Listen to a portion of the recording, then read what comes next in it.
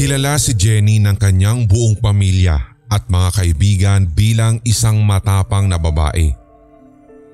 Hindi siya basta-basta nagpapaapekto o natatakot sa anumang bagay na wala namang lohikal na paliwanag. Bilang isang nag-iisang babae sa 6 na magkakapatid na puro lalaki, lumaking parang one of the boys ang dalaga. Kaya naman hindi masyadong nag-alala ang kanyang pamilya sa kanyang kaligtasan bilang isang babae. Bukod kasi sa athletic ay blue belter din ito sa taekwondo. Kayang-kaya niyang ipagtanggol ang kanyang sarili. Sabi nga ng kanyang mga mahal sa buhay. Ang tiwalang iyon ang dahilan kung bakit mabilis siyang pinayagan ng kanyang pamilya na magbakasyon ng mag-isa sa bahay ng kanyang lola sa probinsya ng La Union. Tinatapos kasi niya ang kanyang thesis, kaya naman naisip niyang mabilis niya itong matatapos sa abandonadong ancestral house ng kanyang lola Ising na may 7 taon na rin namang namamatay. Oras na naman na!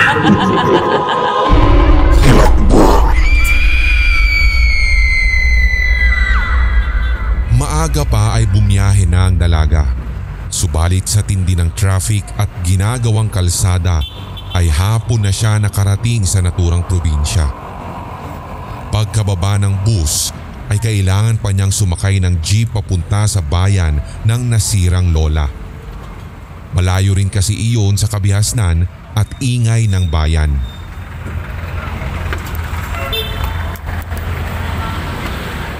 Ay, salamat. Nakarating din. Unang nasambit ni Jenny pagkababa sa sinakyang jeep. Medyo nag-aalala na rin kasi siya na baka abutan siya ng dilim sa daan. Siya na lamang ang naiwang pasahero ng sasakyan at mangilan-ngilan na lamang ang mga bahay na kanyang nadaanan. Mabilis na pumasok si Jenny sa lumang gate na halos puro kalawang na. Pinagmasdan niyang mabuti ang lumang tirahan ng kanyang ninuno. Yari iyon sa bato at kahoy na ginawa pa noong panahon ng mga Kastila. Luma na ang bahay at tila hindi na makukuha pa sa kahit anong kumpuni. Mataas din iyon na tila katulad ng disenyo ng mga bahay nung panahon ng mga Kastila. Ang mga bintana ay yari sa kapis at kahoy na butas-butas na. Habang papalapit sa main entrance ay may sumalubong na matandang babae sa kanya. Hindi ito nakangiti at seryoso ang muka pero masaya niyang binati ng "Good afternoon po." Kilala niya bilang caretaker ang naturang babae na si Aling Linda. Buhay pa ang kanyang lola ay ito na ang nag-aasikaso sa buong bahay. Tumango lamang ang matandang babae. Hindi pa rin nangiti sa kanya. "Ginabi ka yata. Delikado sa lugar na ito sa gabi." Matipid nitong salubong sa dalaga. Okay lang po.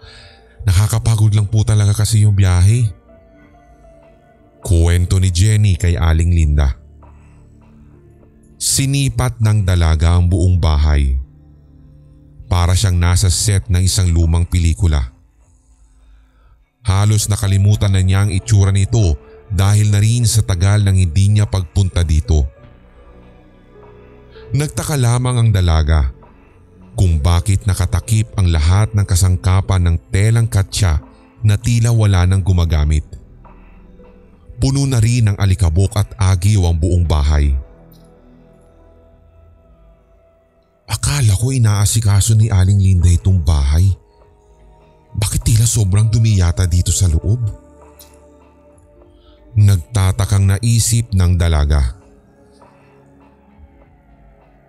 Kumain ka na ba? Pasensya ka na ha. Hindi na ako nakapagluto pa. Paalis kasi ako at pupunta sa anak ko sa may bayan. Doon ako matutulog dahil kaarawan niya. Seryoso nitong sabi. Okay lang po. Tsaka hindi naman po ako gutom. At isa pa, gusto ko na rin po kasing magpahinga dahil sa sobrang pagod ko sa biyahe. Pakituro na lang po sa akin yung aking silid. Kaya ko na po yung sarili ko. Paninigurado ni Jenny. Tiningnan lamang siya ng matagal ng matanda na tila walang kumpiyansa sa dalaga. Sigurado ka? Mabuti kung ganun. Pero pakinggan mo sana ang sasabihin ko. Pagpatak ng 10:00 ng gabi, dapat ay tulog ka na. Huwag kang lalabas ng iyong silid o magbubukas pa ng bintana kahit ano pa ang iyong marinig. Maliwanag? Mahigpit na bilin nito. Bakit po? Tila kinabahan si Jenny sa utos ng matanda. Basta't sundin mo ang sinasabi ko. Nasa may kanan ng iyong silid. Nakahanda na iyon kanina pa. Ikandado mo ang iyong pinto at huwag nang lumabas pa hanggang kinabukasan. Kung anuman ang iyong makita o marinig, ay ipagwalang bahala mo na lamang. Basta't matulog ka na lamang ng maaga. Sige na, aalis na ako at baka gagabihin pa ako sa daan. Iyon lamang at mabilis nang lumabas ng bahay si Aling Linda. Naiwang nakatunganga si Jenny sa kinatatayuan.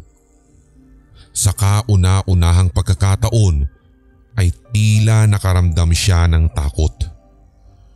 Parang ayaw na niyang magpalipas ng gabi sa naturang bahay. Naisip niyang magpalipas na lamang ng gabi sa isang hotel sa bayan at umuwi na lamang ng Maynila. Sandali, Aling Linda. Sasabay na lang po ako. Mabilis niyang tawag sa caretaker. Hinabol ni Jenny ang matanda hanggang sa kalsada, subalit katakatakang nawala ito na parang isang bula.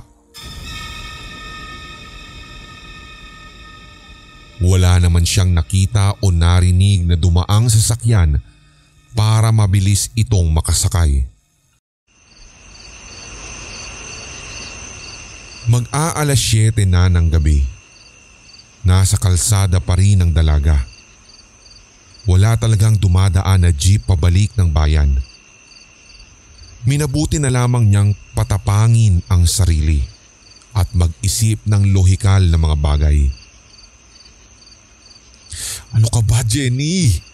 Ang duwag-duwag mo!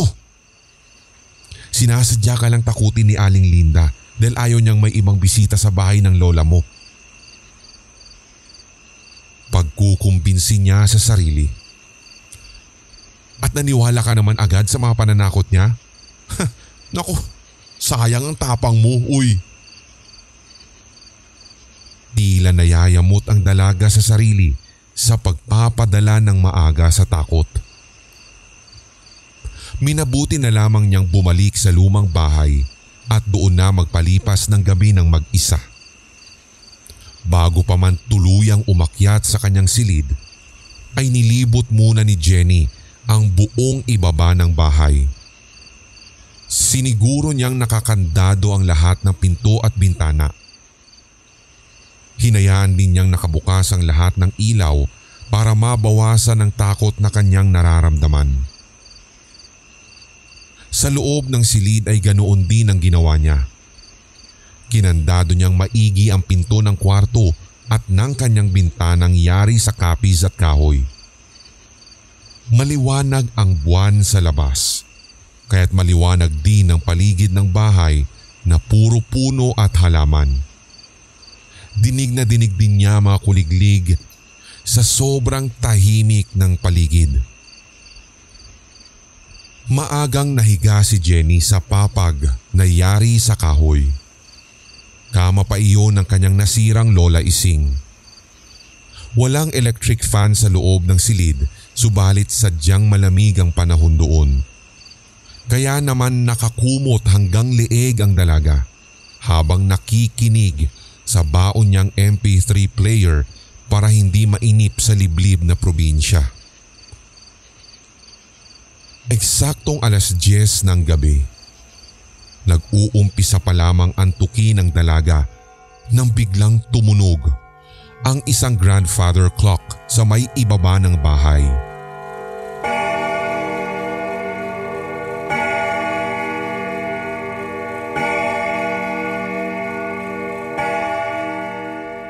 Dinig na dinig sa buong kabahayan ang tunog na tila nagbibigay ng masamang hudyat sa sino mang makakapakinig nito.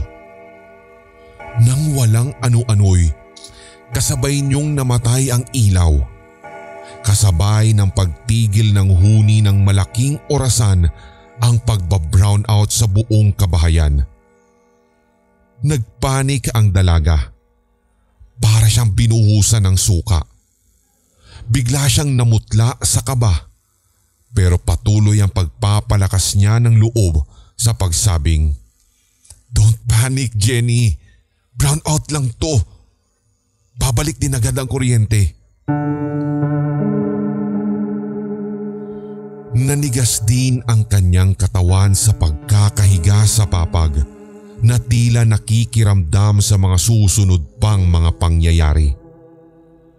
Nakatingin ang dalaga sa natitirang pinanggagalingan ng liwanag. Ang liwanag ng buwan na tumatagos sa mga kwadradong kapis at ilang buta sa may bintana. Maliit subalit tila gustong pumasok ng liwanag mula sa labas papasok sa madilim na silid na hinihigaan ngayon ng dalaga.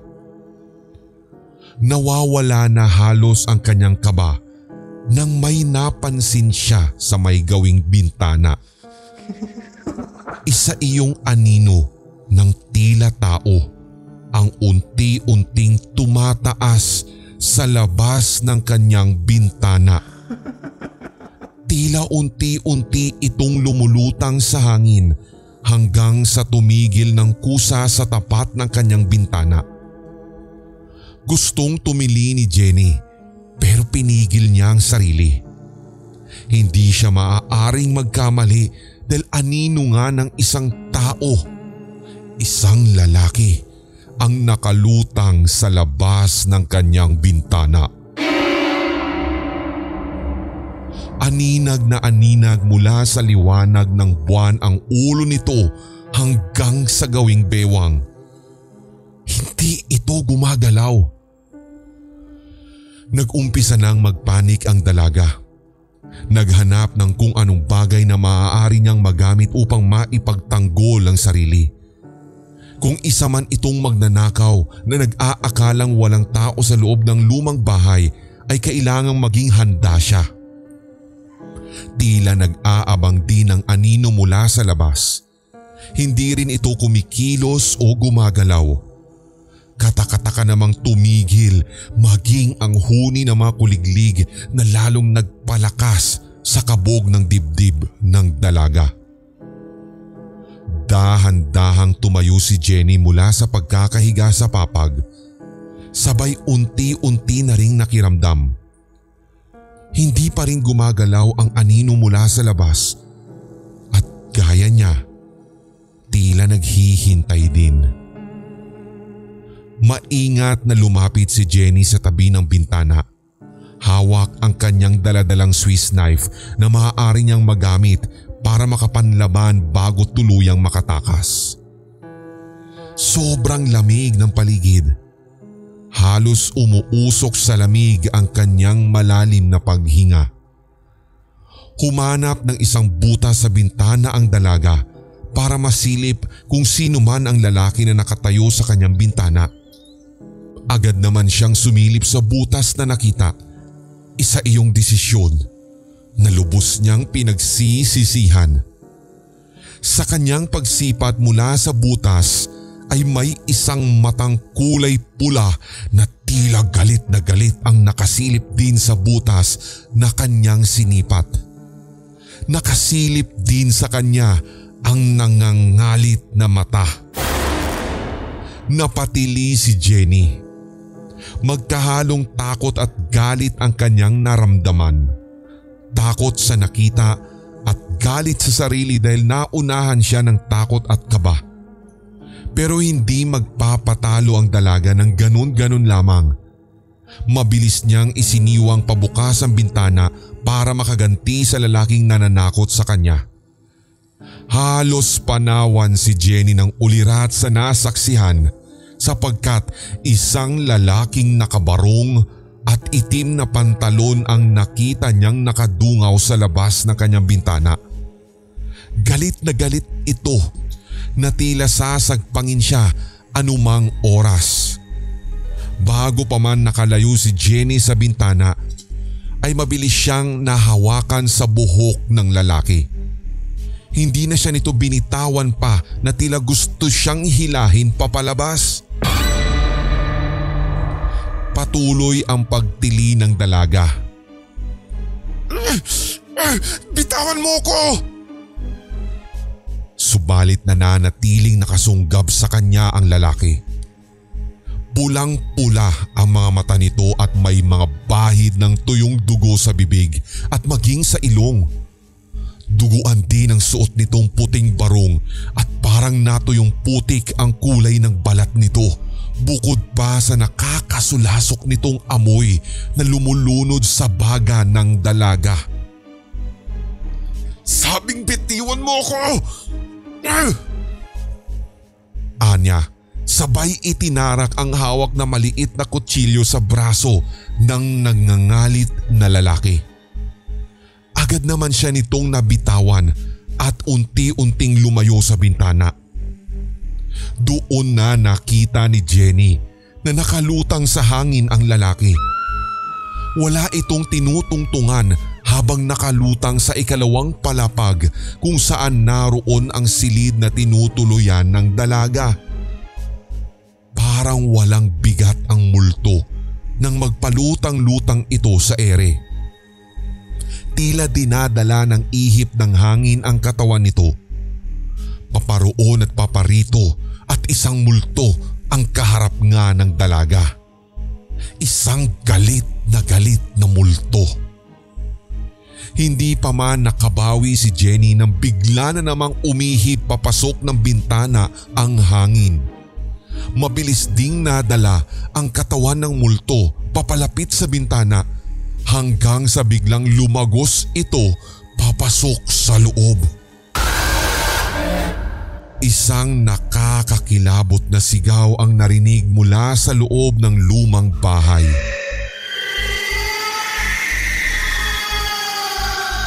Ilang minuto pa, bigla ding natahimik ang buong paligid. Unti-unti na ring bumalik ang huni ng mga kuliglig. Nagbalik ang kuryente. 4:00 na ng madaling araw. Sadya pa lang namamatay ang ilaw mula 10:00 ng gabi hanggang 4:00 ng madaling araw sa liblib na lugar na iyon. Lingid sa kaalaman ng dalaga.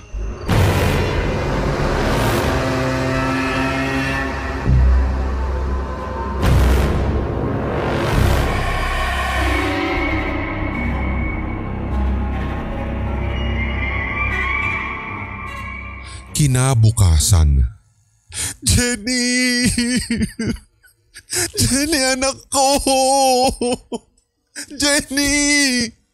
Walang tigil ang iyak ng ina ng dalaga habang nakikita ang wala na sa katinuang pagpupumiglas ng anak mula sa mga hospital staff na kumukuha dito.